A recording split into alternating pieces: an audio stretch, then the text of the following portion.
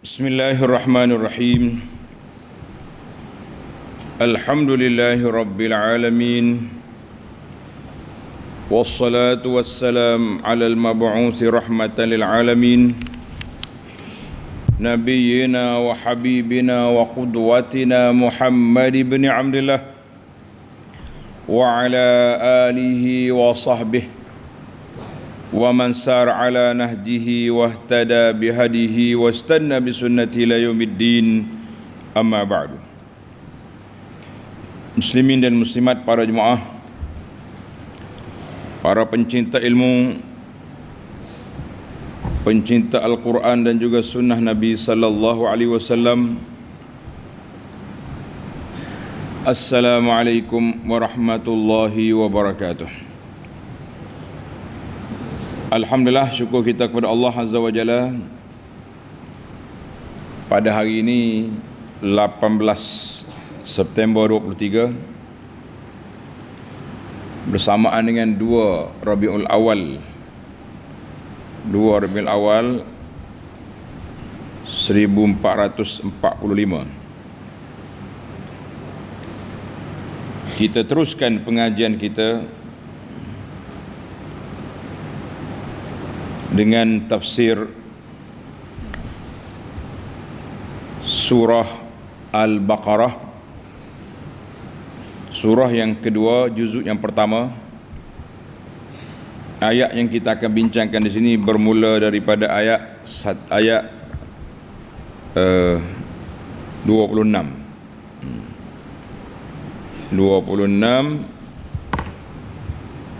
sehingga ayat 20, tak ada sehingga 26 dan 27 saja. Ayat kita ni 2 ayat ya, 26 dan 27. Di mana dalam ayat ini Allah Taala buat bandingan, amsal, masalah ataupun bandingan, perumpamaan dalam Quran. Allah SWT nyatakan bahawa dia tidak malu nak buat perumpamaan dalam Al-Quran ini dengan makhluk yang paling halus, makhluk yang kecil ataupun makhluk yang besar. Itu yang pentingnya, bandingan-bandingan begini supaya kamu berfikir tentang keagungan, kemuliaan dan kekuasaan Allah Azza wa Jalla. Jangan duk main kerah kepala tak dengar kata gitu, jangan. Kemudian Allah nyatakan kesan ataupun hikmah daripada masal yang Allah Ta'ala begini, nak membezakan di antara, membeza penerimaannya antara orang Islam dengan orang kafir. Orang Islam buatlah bandingan kecil ke besar, semuanya makin mantap keimanan kepada Allah Azza wa Jalla. Si kafir bandingan kecil ke besar, semuanya kerah kepala tak dengar kata belaka.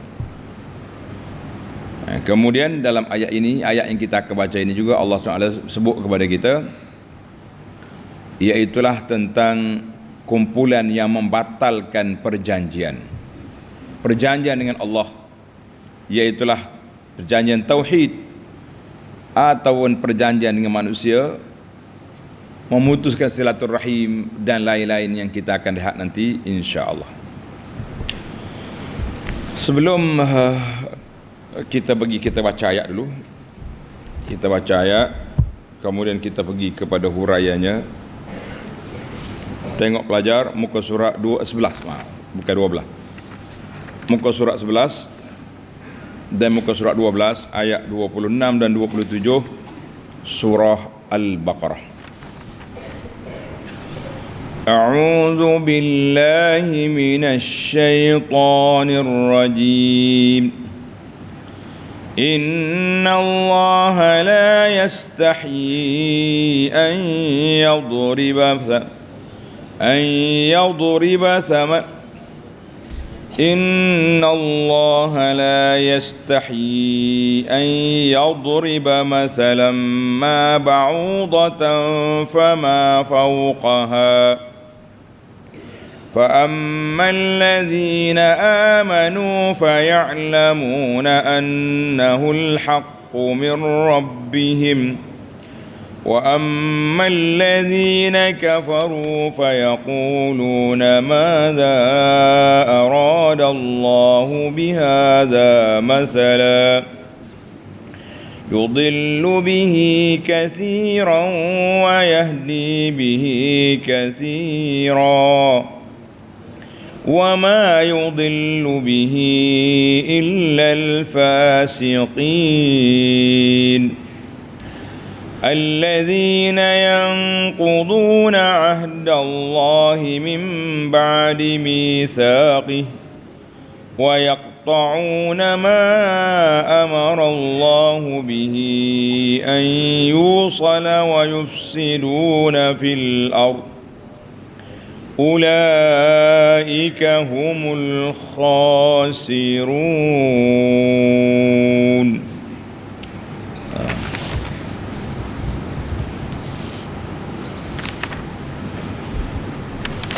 Balik kepada perbincangan ayat kita. Sebelum kita masuk pada terjemahan ayat, anda nak betulkan balik kuliah semalam. Bila kita sebut tentang beberapa cabaran yang Allah cabar puak kafir dalam Quran ini. Ada kata, Tuhan kata, wak mari satu surah, wak mari seumpama dengan dia, wak mari Quran ini satu Quran. Jadi nampaknya terbalik kita sebut ayat semalam. Susunan dia seperti berikut. Tulis pelajaran.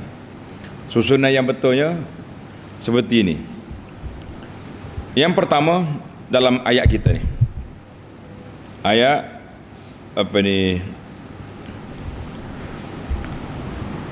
ayat masal yang kita bincang semalam, ayat cabaran. Wa in kuntum fi raibin mimma nazzalna, ayat 23 tulis. Yang pertama ayat 23 surah Al-Baqarah. Yang kedua ayat 37 dan 38 surah Yunus. Kemudian ayat 11 surah Yunus sudah dah. Surah Hud ayat 13. Kemudian surah Al-Isra, ayat 88. Surah Al-Isra 88 dan surah Al-Qasas ayat 49. Kalau dalam pimpinnya itu dia sebut ayat dulu baru sebut surah. Itu jadi terbalik tu. Biasanya surah baru ayat. Dalam pimpinnya dia susun ayat dulu baru mari surah. Semula surah Baqarah 23, Yunus 37-38, surah Hud ayat 13, Al-Isra 88 dan Al-Qasas ayat 49. Itulah. Itu ayat cabaran. Tanda itu ayat Allah Ta'ala cabar puak kafir supaya bawa mari Quran sebanding seayat ataupun satu surah, ikut setakat mana kamu mampu. Ikut kemampuan kamu mampu. Tapi kalau kamu OKU tak mampu nak buat, ikutlah Quran. Terus ada kerah kepala. Ni bahasa jenis kerah kepala ni payah bahasa ni.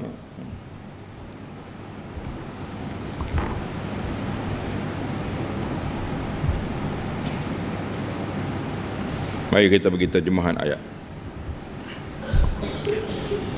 Inna Allah la yastahi an yadriba mathalan. Sesungguhnya Allah tidak malu untuk membuat perbandingan apa saja. Allah Ta'ala tak malu nak buat bandingan dengan apa saja. Masalan ma ba'udatan fama fawqaha, seperti nyamuk, dia buat bandingan dengan nyamuk hingga ke sesuatu yang lebih daripadanya, kerana perbuatan itu ada hikmahnya. Tengok dia punya huraian tafsir dulu. Ulama tafsir kata apa cerita ni? Ai inna Allah la yastahi,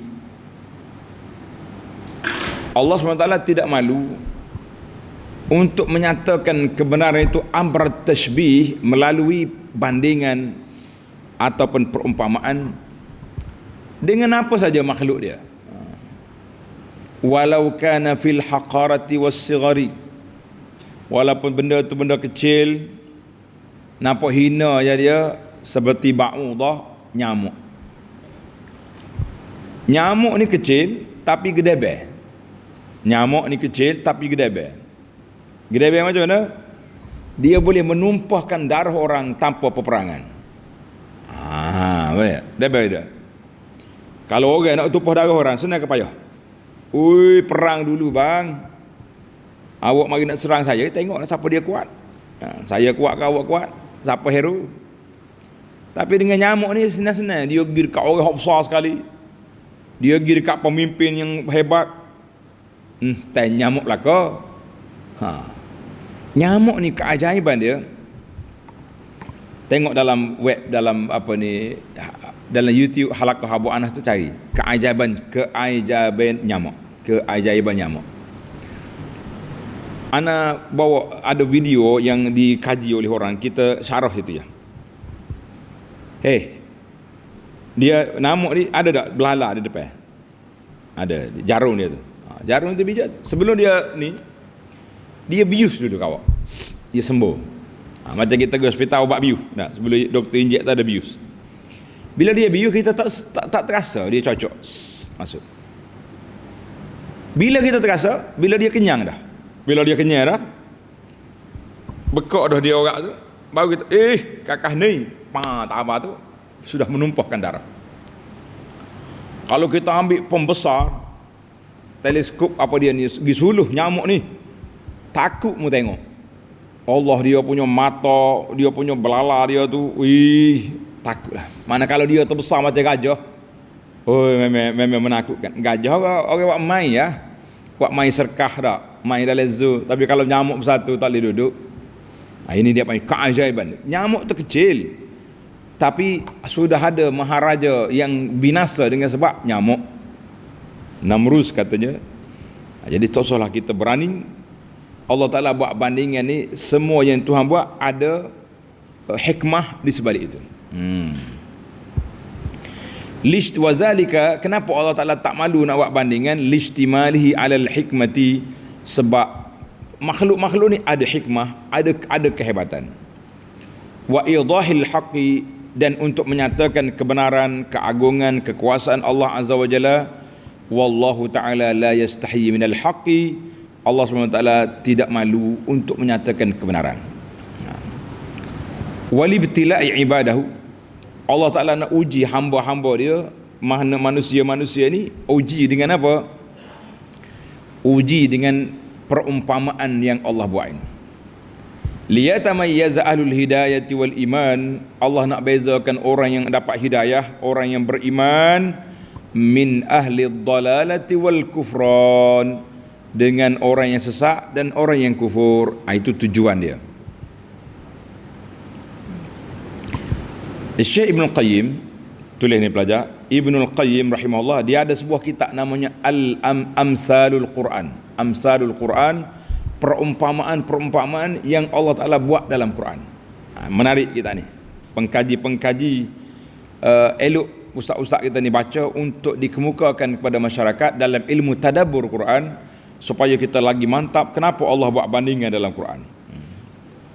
Dia kata apa? Apa makna amsal? Makna dia tashbihu syai'in bi syai'in fi hukmihi. Tulis ni pelajar. Tashbihu syai'in bi syai'in fi hukmihi, nak buat bandingan satu benda dengan satu benda dalam bab hukum dia. Wa taqribil ma'qul minal mahsus, nak mendekatkan pemikiran kita dengan benda yang ada, benda yang nampak, benda fizikal. Au ahadil mahsusina minal akhar, ataupun benda hak nampak dengan benda hak tak nampak. Wa i'tibar harima bil akhar, dan untuk mengambil pengajaran di antara dua bandingan itu.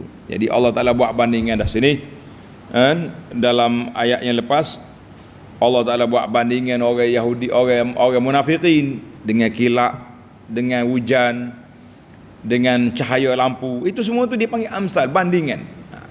Dan di sini Allah Ta'ala buat bandingan ba'udah, nyamuk. Maka ini di antara ilmu tentang amsalul Quran perlu dikorek, dikaji dan diteliti supaya kita lebih menghayati dan menjiwai apa yang nak disampaikan oleh Allah Azza wa Jalla di dalam Al-Quran,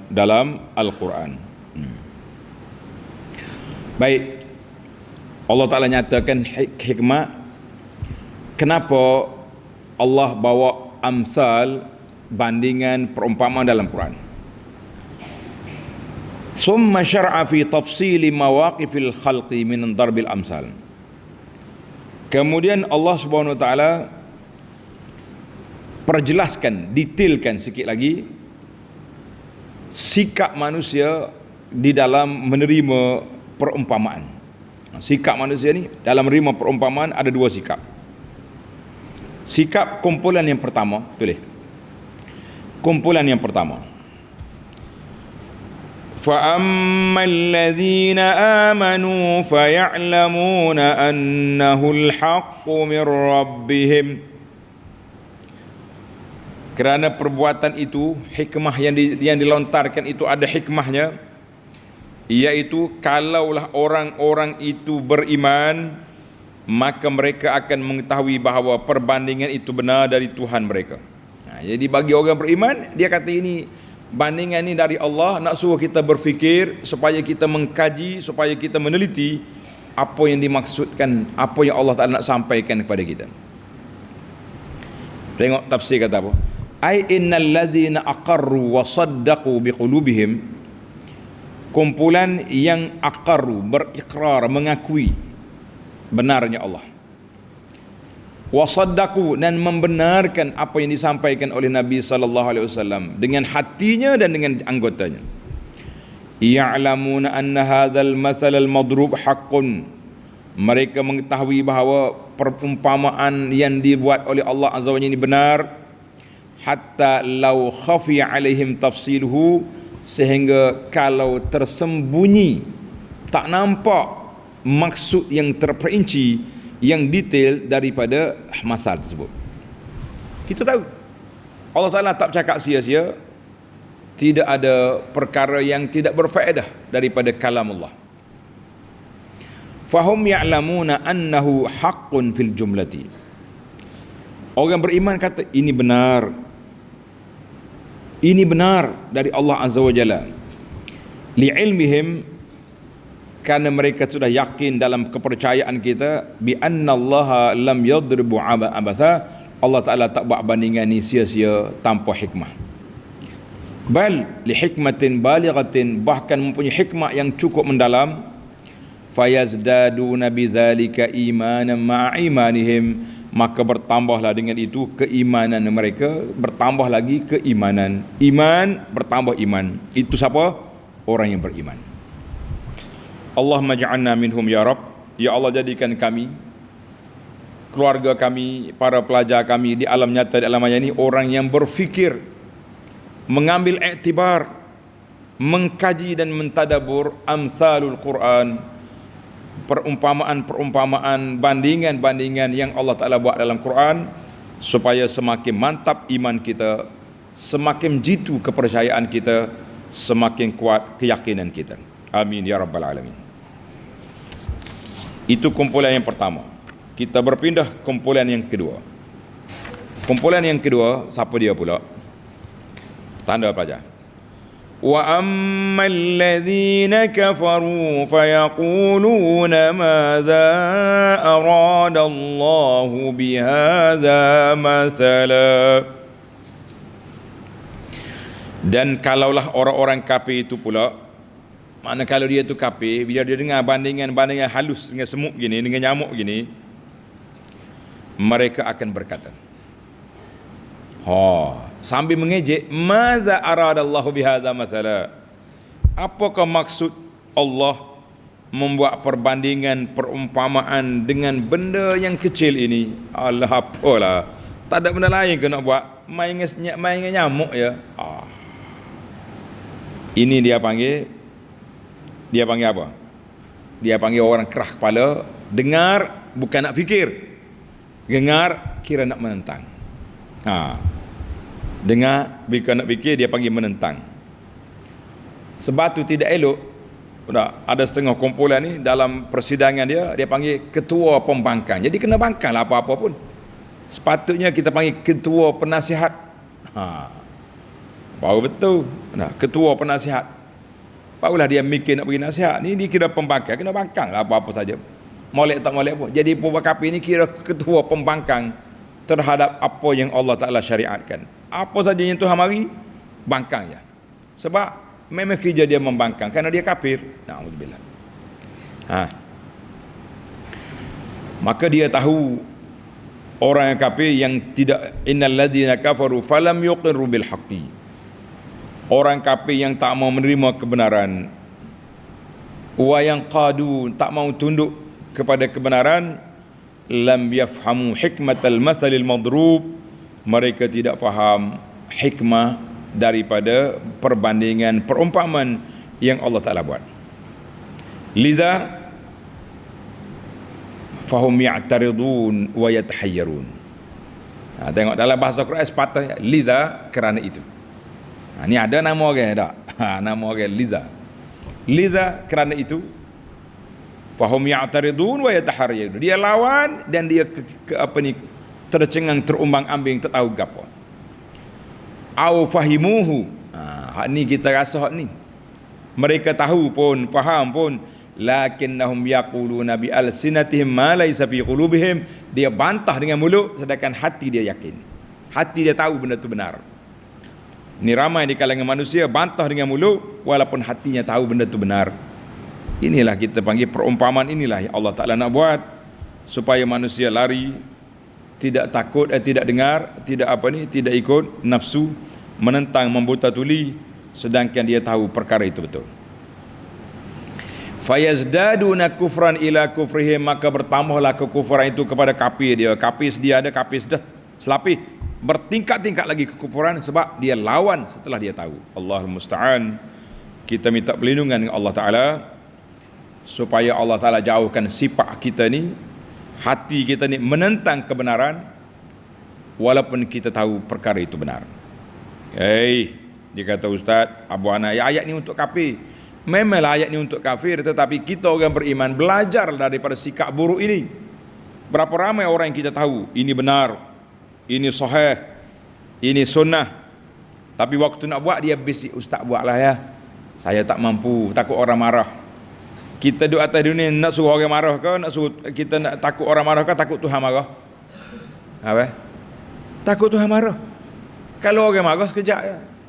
Tapi kalau Tuhan marah, pahala neraka lah kita, na'udzubillah. Jangan duduk main mudah-mudah gitu. Duduk takut orang marah, takut orang marah. Kita kena takut Tuhan marah. Orang marah kecil. Baik. Akhir ayat Tuhan kata apa? Yudillu bihi katsiran wa yahdi bihi katsira. Jawabnya, Allah akan menjadikan ramai orang sesat dengan sebab perbandingan itu. Dia perlekeh, dia mai, dia tak mau terima, maka bertambahlah sesat puak-puak kafir, yang kafir bertambah kafir. Wa yahdi bihi katsira, dan akan menjadikan ramai orang mendapat petunjuk dengan sebabnya. Di beberapa ramai pengkaji. Ana waktu cerita tentang ayat ni dulu, ayat bandingan nyamuk ni kita dah kaji, baca satu berita di tak ingat negara mana dah. Kalau tengok tafsir kita siri yang pertama tu, kita ada kajian sikit. Dia kata di negara barat, saya terlupa nama, dia ada buat universiti nyamuk. Jami'atul Ba'udah, University of Nyamuk. Sebab apa? Kerja dia kaji nyamuk. Nyamuk ni macam mana dia boleh serang orang, macam mana dia ketik kita tak terasa. Lepas dia kenyang baru kita tahu dia ada.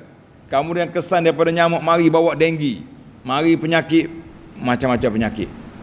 Kalau dalam bahasa dia panggil humma dhanka. Humma dhanka, demam denggi lah, demam panah tu.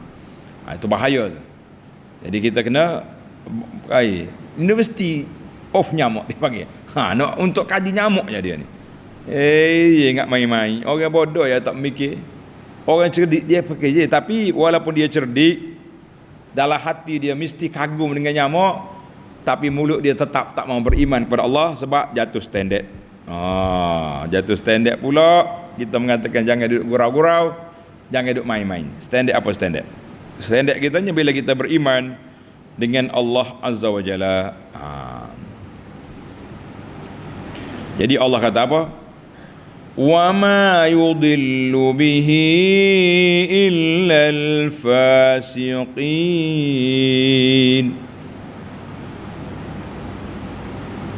Dan dengan sebab perbandingan itu melainkan, dan Tuhan tidak menjadikan sesat dengan sebab perbandingan itu melainkan orang-orang yang fasik. Tengok apa ni? Ayat ini ditafsir dengan ayat surah At-Taubah. Tanda pelajar pengkaji tadabbur ni. Surah At-Taubah ayat 124 125. Wa idza ma unzilat suratun faminhum man yaqulu ayyukum zadatu hadhihi imana. Jadi bila turun ayat-ayat, ada orang tanya, siapa dia yang bertambah iman dengan ayat ini? Fa ammal ladzina amanu fazadatuhum imanan wa hum yastabshirun. Orang yang beriman bertambah mantap iman dia. Wa ammal ladzina fi qulubihim maradun. Orang dalam hati dia penyakit syak, tak percaya ke Tuhan, tak beriman. Fazadatuhum rijsan ila rijsihim wa matu wa hum kafirun. Bertambahlah keburukan mereka dan mereka mati dalam keadaan kafir. Na'udzubillah. Surah At-Taubah 124. Kemudian Allah di akhir ayat Tuhan kata wa ma yudillu bihi illal fasiqin la yudillullahu subhanahu bihadzal masal madrub. Allah Ta'ala tak sesatkan dengan perumpamaan, dengan bandingan yang dia buat ini, kecuali orang-orang yang keluar dari ketaatan kepada Allah Azza wa Jalla dari kalangan ahlul kufri wan nifaq, puak-puak kafir dengan puak munafik.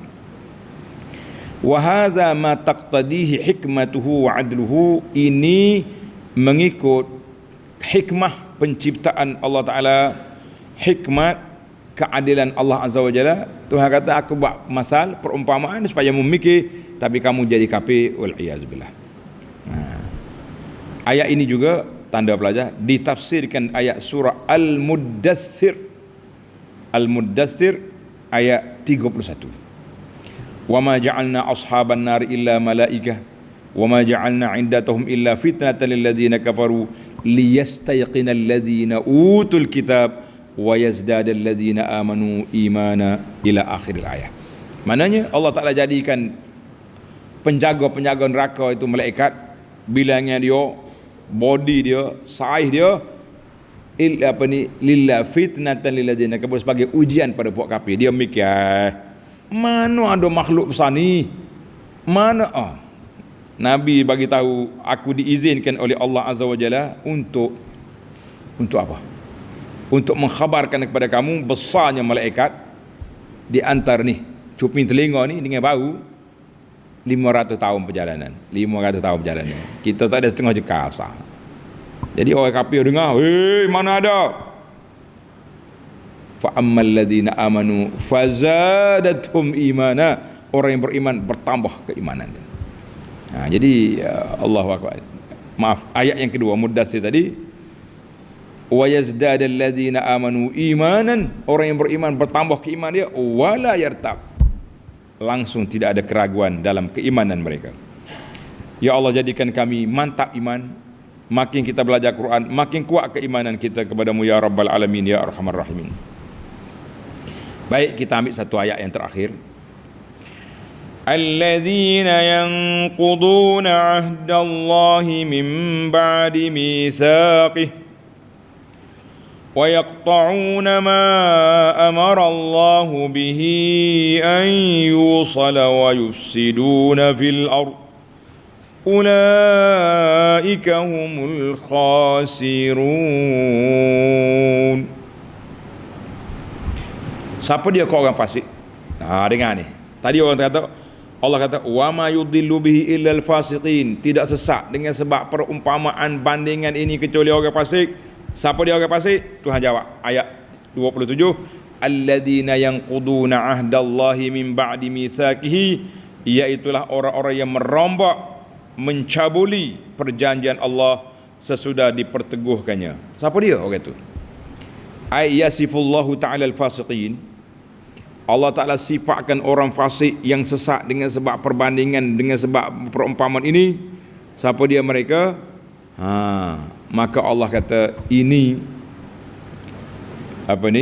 orang yang sesat ini, annahum yufsiduna alladhi, orang yang merusakkan perjanjian yang Allah Ta'ala ambil ke atas mereka. Semua kita ni Allah janji semua kena beriman. Alastu bi rabbikum qalu bala. Allah Ta'ala sudah janji kita supaya beriman, dan juga janji supaya kita ikut Nabi sallallahu alaihi wasallam sebagaimana berlaku kepada Bani Israel. Mereka langgar perjanjian dengan Allah, dengan Rasul mereka. Umat ini juga ada yang langgar Allah dengan Rasulnya sallallahu alaihi wasallam. Apa jadi kepada umat Bani Israel?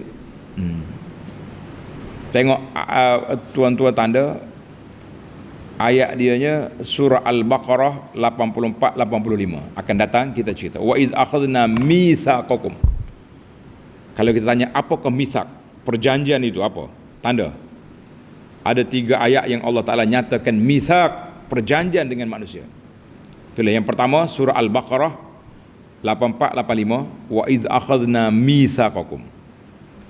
Ayat yang kedua surah Al-Maidah ayat 12 dan 13, walaqad akhadallahu mitsaqa bani Israil. Allah Ta'ala ambil perjanjian dengan Bani Israel. 2. Ayat yang ketiga surah Al-Maidah ayat 70, walaqad akhadna mitsaqa bani Israil wa arsalna ilaihim rusula. Jadi 3 kali ayat mitsaq, Allah Ta'ala buat perjanjian dengan puak-puak kafir, tapi semua mereka langgar. Na'udzubillah. Itu sifat yang pertama. Tulis, sifat orang fasik yang pertama, membatalkan perjanjian. Sifat yang kedua, wa yaqta'una ma amarallahu bihi an yusal, dan memutuskan perkara yang disuruh oleh Allah Azza wa Jalla supaya diperhubungkan. Dia putus apa? Tulis, putus keimanan dengan Allah, putus tali, tak ada berhubung dengan Allah. 1. Putus membenarkan dakwah nabi-nabi. 2. Yang ketiga, putus silaturahim dengan keluarga, baloh anak beranak.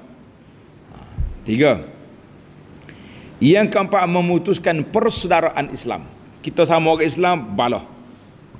Allah suruh innamal mu'minuna ikhwatun, saudara beriman itu saudara adik-beradik kamu. Kita pergi putus, kita batal perjanjian, walaupun kita ada buat perjanjian dengan linangan air mata, tapi kita batal, kita putus sebab kita nak pergi berkawan dengan orang bukan Islam. Ini bahaya sekali. Wa ghairi dzalika min syara'id din, dan lain lagi memutuskan bantal ataupun tidak ikut arahan Allah Azza wa Jalla, ajaran agama, maka itu dipanggil putus. Yang ketiga, tulis apa? Sifat yang ketiga, wa yufsiduna fil ard, wa yufsiduna fil ardi, dan mereka pula membuat kerusakan dan bencana di muka bumi. Dengan apa? Tulis pelajar, bil kufri wal ma'asi, dengan kekufuran dan maksiat. Bencana-bencana mari atas dunia dengan sebab apa? Sebab kufur dan maksiat. Tulislah, kufur dan maksiat, maka itu bencana besar atas dunia ni. Jangan main. Kita kufur semua berhala pun kita baik, charity, kena itu dengan manusia, tapi kufur, kerusakan yang besar terhadap Allah Azza wa Jalla yang kamu buat. Maka orang ni apa jadi? Ulaika humul khasirun, mereka itulah orang yang rugi. Ai innahum bi kufrihim wa af'alihim, dengan sebab mereka kafir, dengan sebab perbuatan mungkar dan maksiat allati yartaqibunaha, dengan sebab mereka lakukannya qadallu, mereka telah sesat. Faharamu anfusahum minar ribhil haqiqi, mereka telah menghilangkan daripada diri mereka keuntungan hakiki untuk mendapat keredaan Allah, mendapat rahmat Allah Ta'ala, dan mendapat syurga yang kekal abadi. Nas'alullah al-afwa wal afiyah. Maka inilah 3 sebab Allah Ta'ala, hikmah Allah Ta'ala bawa mari al-darbul masal, buat perbandingan ini supaya apa?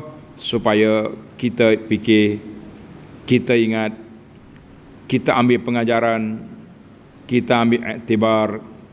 Supaya apa? Supaya semua kita ini mendapat kekasih sayang Allah Azza wa Jalla dan layak kita ke syurganya. Amin ya rabbal alamin. Tamatlah kita perbincangan ringkas tafsir ayat. Al-an, sekarang kita berpindah kepada al-fawaid.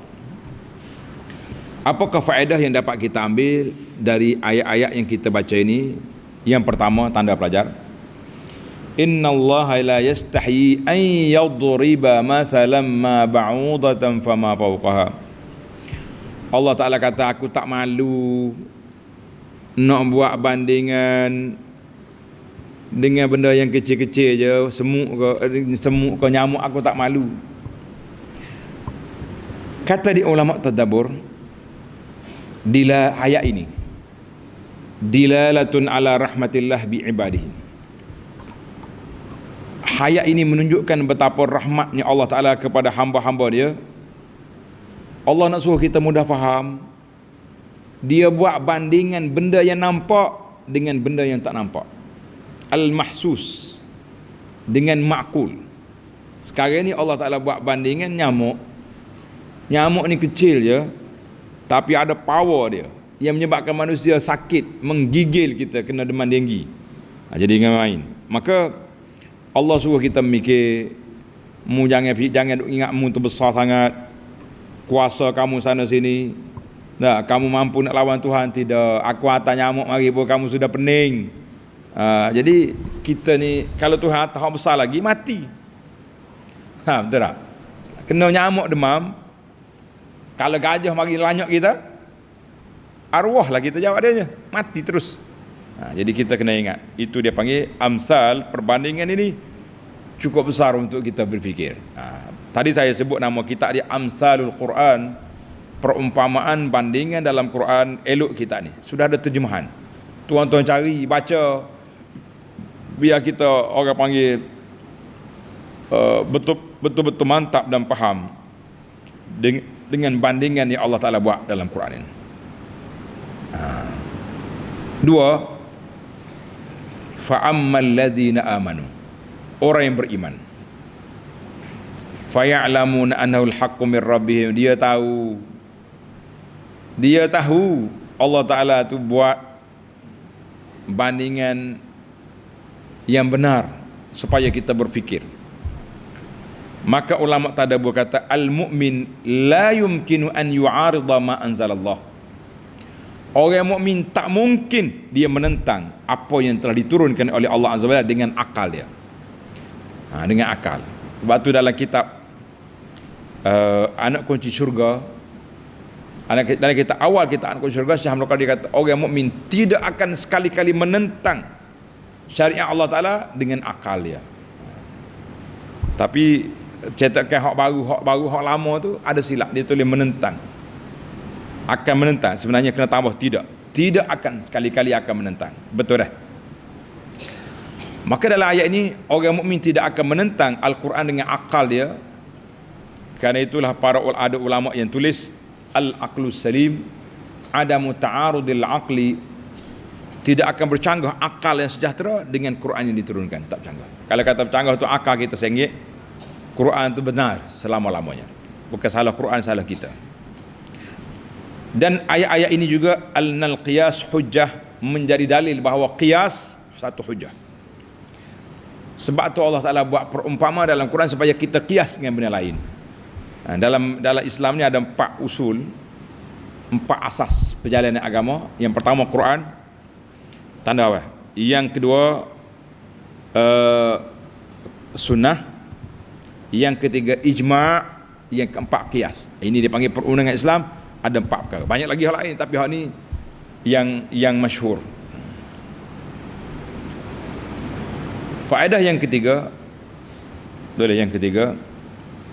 wa ammal ladzina kafaru. Wa ammal ladzina kafaru, puak-puak kafir. Fayaquluna maza aradallahu bihadza masalah. Dia kata apalah Tuhan buat bandingan yang bodoh-bodoh lagu ni. Itu puak kafir. Anna daidanal kafirin, puak-puak kafir ni kerja dia i'tirad. Sebab kafir ni nama dia ketua pembangkang. Semua hak Tuhan buat tak betul berlaku bagi dia. Dia lawan hukum Allah dan dia tidak memahami hikmah setiap perkara yang diciptakan oleh Allah Azza wa Jalla. Maka itulah sebab itu mereka rusak, mereka punah, sebab dia tidak memahami hikmah. Kita ni ada 2 pelajar, satu dia panggil hukum, satu lagi dia panggil hikmah. Satu hukum, satu hikmah. Jadi kalau pelajar nak faham cerita ni, buku yang anda tulis tajuk dia Keindahan Islam, cari dalam web Taibah tu, Keindahan Islam. Dalam ni kita cerita tentang apa? Tentang hikmat di sebalik pensyariatan. Kembar dia hak baru muncul ni, nama dia Islam adalah cara hidup. Ini lebih detail lagi dalam sudut lain pula, dari sudut orang panggil memantapkan kepahaman kita tentang perjalanan agama. Ada rukhsah dan ada azimah. Jadi dua-dua ni kena cari. Jadi puak kafir menentang tak hukum Allah dan menentang hikmah. Maka kita orang beriman jangan jadi kerah kepala macam ni. Bila kita kata ada hikmah, bermakna kita kena cari apakah di sebalik, kenapa Tuhan suruh dan kenapa Allah larang. 3, yang keempat, wa ma yudillu bihi illa al-fasiqin, tidak sesat, tidak menyeleweng, tidak tersalah langkah dengan sebab bandingan ini kecuali orang fasik. Jawab di ulama kata anna idlal man dalla, sesaknya orang sesat itu kembali kepada adanya sebab. Kenapa dia sesat? Kenapa dia sesat? Jawabnya wujudul illah. Jadi oleh kerana mereka tak dengar kata, mereka kerah kepala, mereka putuskan hubungan mereka, maka Allah kata aku sesatkan kamu.